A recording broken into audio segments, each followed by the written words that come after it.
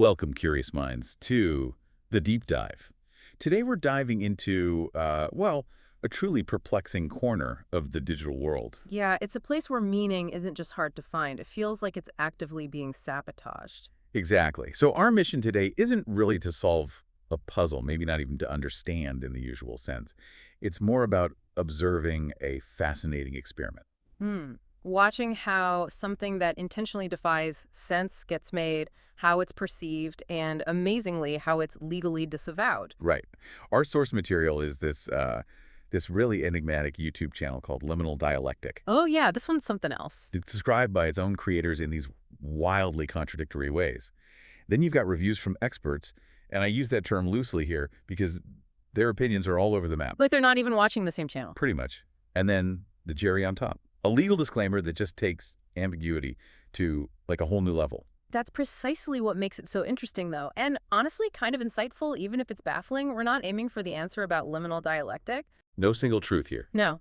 Instead, we're gonna watch and analyze how information, especially, AI-generated stuff like this claims to be, can be built to mess with our perception of reality. They actually have a term for it, don't they? They do. They talk about creating ontological discombobulation, which is basically a fancy way of saying they want to deliberately blur your sense of what's real or true. Ontological discombobulation. Okay. So this deep dive should give you a pretty unique look at how different people wrestle with something inscrutable and, how your own mind might react to deliberate confusion. Okay, let's try and unpack this enigma, starting with the channel's own description. At first glance, it seems to have a clear purpose. Right. Initially, it sounds almost normal. Yeah. It says it wants to challenge and explore the ever-evolving frontier of artificial intelligence. Calls itself a creative sandbox where we give AI novel jobs. Seeing how it performs when taken out of its comfort zone. Standard AI exploration stuff, you might think. Exactly. And they claim the content is fictional and effectuated with AI, but, and this is key, not AI slop. Ah, they draw that distinction. They're aiming for imaginative, engaging, and thoughtfully produced entertainment. Or so they say initially. Seems straightforward enough, right? Just looking at AI's creative limits. But what's truly fascinating, and happens almost immediately, is how aggressively they undermine those very claims. Oh, straight away. Instantly. Right after saying thoughtfully produced, the channel flips and says it is not thoughtfully produced. At all. Seriously? Yeah, it says it's simply effectuated with AI, which is considered entertaining in and of itself, regardless to the void of thought that goes into it. Wow. So thoughtful. No, wait, thoughtless, but that's the entertainment. Precisely. And it gets better. It then says it does not explore AI boundaries. Instead, the content are liminal hallucinations that have emerged from AI, which are regurgitated back into it. Liminal hallucinations regurgitated. Okay. So it's a deliberate, built-in contradiction right from the start, almost daring you to make sense of it. Absolutely. It's like they're actively trying to prevent any stable understanding. And then the language just goes off the rails, right? Yeah. To this really dense, esoteric stuff. Oh, yeah. It asserts it's an effectuated combobulation of pseudo-paradoxical artifices which mirror the metachitsiality of pseudo-fictional perfections. Whoa, okay, let's try and break that down.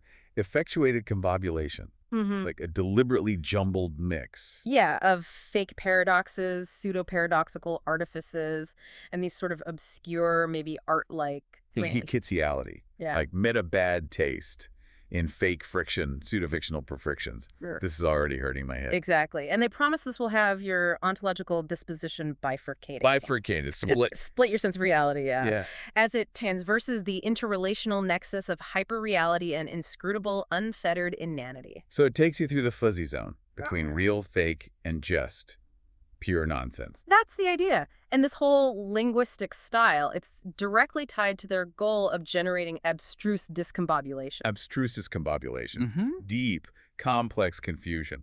Yep. A very fancy way of saying they want to leave you completely bewildered. So is the goal here to actually enlighten us by, shaking up our perceptions? Or is it just word salad designed to overwhelm? That's the million-dollar question, isn't it?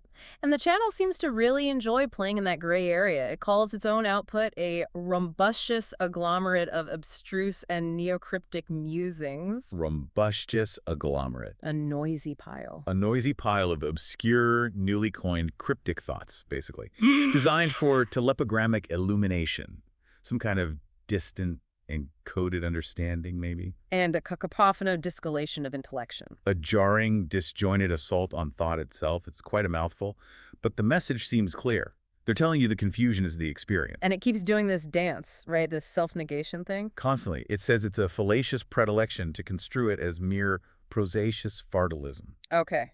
Wrong to think it's just dull, heavy writing. Right. It finds its inalienable quiddity, its unique essence in its negation, in what it isn't. But then, almost in the same breath, it turns on itself again. It calls those very claims a pernicious gallimaufry of malafide intellection. A harmful jumble of bad faith thinking. Exactly. And says it's a mendacious pseudo-paradoxicalization and a logomachy of its own deception. So its own claims are lies, fake paradoxes, and a word game tricking itself. It's like a snake eating its own tail, but with, like, a PhD in obscure vocabulary. It really is. Which leads to this kind of core statement they make. They suggest that if your cognitive praxis find itself mired in a state of abstruse discombobulation, If your brain gets stuck in the deep confusion, then a fundamental objective has been achieved. But here's the kicker. Not through any teleological premeditation, but rather as the self-evident phenomenological outcome of a liminal, a causality. okay, so if you're confused, they have succeeded. But maybe not on purpose. It just happens because of the weird, boundaryless, uncaused nature of the thing. That seems to be the gist. Your confusion, whether they planned it precisely or it just sort of emerged, is the intended experience for you, the viewer. Wow, okay. So if the channel itself is this bewildering, how on earth do other people react to it? This is where it gets really interesting, looking at the reviews. Absolutely, because the reactions are just polar opposites sometimes. First up, we've got Professor Hezekiah S. Pregels, Ph.D. Sounds impressive. From the Cornelius Molesworth Center of Contrary Research, no less? His take, pure academic dismissal, calls liminal dialectic an egregious and jejune example of pseudo-paradoxicalization. Egregious and jejune, shockingly bad and childish. Pretty much, and a churlish logity of subtrivial anachronisms and superfluous neologisms. Okay, a rude word game using unimportant old references and needless new words. You got it. He says ontological discombobulation is just habitude presented with vainglorious pomposity. Habitude, like mental dullness, dressed up pretentiously. Exactly. It calls the whole thing circulus and demonstrando, circular reasoning, and his advice? Absquatulate from its domain. Yes, quatulate. Just means leave quickly, get out of there. So yeah, Professor Pregels is not a fan. Not even slightly. That's pretty damning. But then you said polar opposite. Oh, completely. Contrast that with Boosie Clinkers, MFF, from Kooky Clown University. Hickey Clown University, okay. Clinkers finds the channel a mirificent and prodigal. Wonderful and extraordinary. Yes, an effervescent and unctuous manifestation of superfluous glee. Bubbly, oily, excessive joy. That sounds different. Very different. For Clinkers, the ontological discombobulation isn't a bug, it's a feature. It's a delightful superflartifice. A delightful excessive trick. And a zeta wave of intellection that finds itself joyously unbound. Basically a freeing surge of thought that loves its own chaos. Complete celebration. I don't know. From absquatulate to joyously unbound. Okay. Any other academic takes? There's Professor Gorgon O. Thorpshire, Dean of the New Unified University of New Canada. Also critical, but a different flavor of scorn. How so? He calls it a perfunctory kakistocracy of thought. Kakistocracy. Yeah. Ruled by the worst. So a superficial system run by the worst ideas. That's the idea, and a facile and fatuous exercise in linguistic grandiloquence. Simplistic, foolish showing off with big words. Right. He sees it as philodox masquerading as philosophy, loving your own opinion and pretending it's depth thought. Okay. And ultimately, a nugatory enterprise, a worthless effort whose only goal is to obfuscate the ineluctable vacuity of its core tenets. Hide the unavoidable emptiness of its ideas. Ouch. Declares it bona fide persona non grata. Unwelcome. Definitely unwelcome in serious thought, according to Thorpshire. Okay, so 2 strong academic dismissals, 1 ecstatic embrace. What else? Well, then you have Trandy Glabbers, chief correspondent for the Dippy Scoop. Totally different angle. The Dippy Scoop? Sounds like pop culture, maybe gossip? Exactly that vibe. Glabbers loves how the channel quotes my articles back to me. Ah, so there's a meta-commentary thing happening, maybe? Perhaps. For Glabbers, ontological discombobulation is just a fancy way of saying it's the perfect place to find the deliciously tangled threads of public documents. Public documents. Like documents people gawk at. Spectacles. That sees pure poppycock in the AI's fictional stuff, but declares, I am here for it all. Just loves the messy spectacle. Pure nonsense, but loves it anyway. Okay, so this whole range, it's really something, isn't it? We've got total dismissal, pure joy, serious academic scorn, and just gleeful enthusiasm for the higgledy-piggledy spectacle, as Glabbers might put it. Yeah, what does that tell you? It really highlights how ambiguity works, right? Right, absolutely. When something is this deliberately ambiguous, your interpretation says maybe more about you, your biases, your framework, than about the thing itself. It's like a Rorschach test made of nonsense. That's a great way to put it. It reflects our own ways of trying to make meaning, even when told not to. Okay, so just when you think you've maybe got some handle on it, even if it's meant to be meaningless, then comes the final twist. Yeah, yes. The formal legal disclaimer and prohibitive stipulation. From Liminal Dialectic itself. Sounds ominous. It is in its own bizarre way. They call it an instrument of abrogation, a document designed to completely cancel or nullify something. Abrogation. Okay. What does it cancel? Meaning responsibility, maybe even reality itself. It asserts the channel operates on a causal and anomalous praxis. Outside normal cause and effect, weird practices. Ineluctably beyond the purview of conventional legal and epistemological frameworks. Basically, it claims to exist outside the reach of law and how we normally understand knowledge. That's a bold claim. Very. And crucially, it states that any perception of verisimilitude, utility, intelligibility, or consequence from the content. So if you think it seems real, useful, understandable, or has any effect, That's a fallacious and unilateral construe. You're wrong, and you decided that all by yourself. It's utterly devoid of foundational bona fide attestations or liability of the proprietor. no basis in fact, and they're not liable, period. Not one bit. And it gets more specific about the user, about you, the viewer. Oh, yes.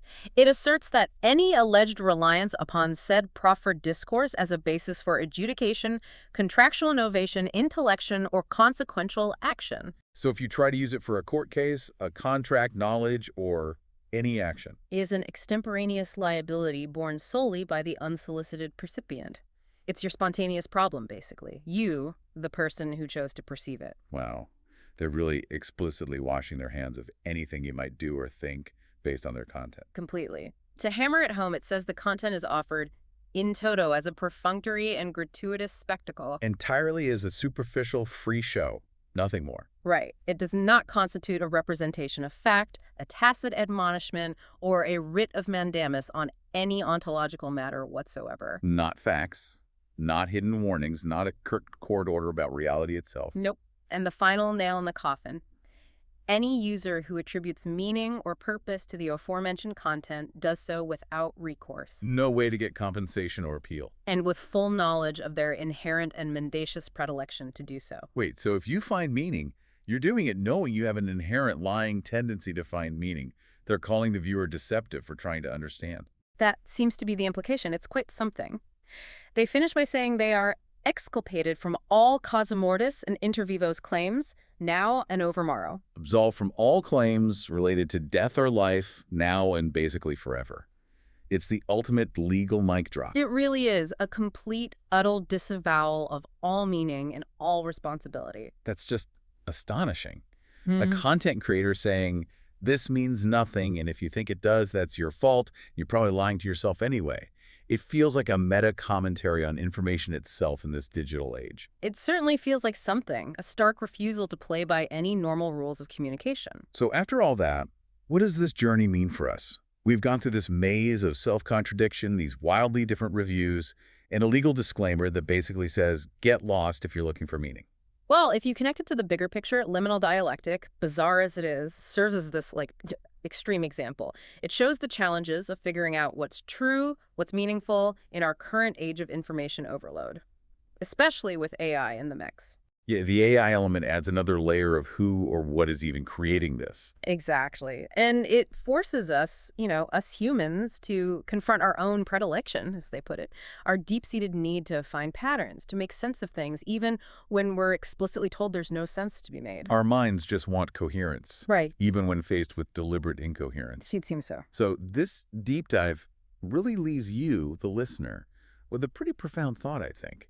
In a world where content can be designed to be inscrutable, and where creators can legally just shrug off any meaning you find, how do you choose? How do you decide what to believe, what has value, what you let influence your own ontological disposition, your own sense of reality. It's a powerful reminder, isn't it? To always bring your critical thinking, your sharpest analysis to the table, especially when you're navigating that interrelational nexus of hyperreality and inscrutable, unfettered inanity. Keep questioning, keep observing. And maybe keep your own sense of reality firmly grounded. Thanks for diving in with us.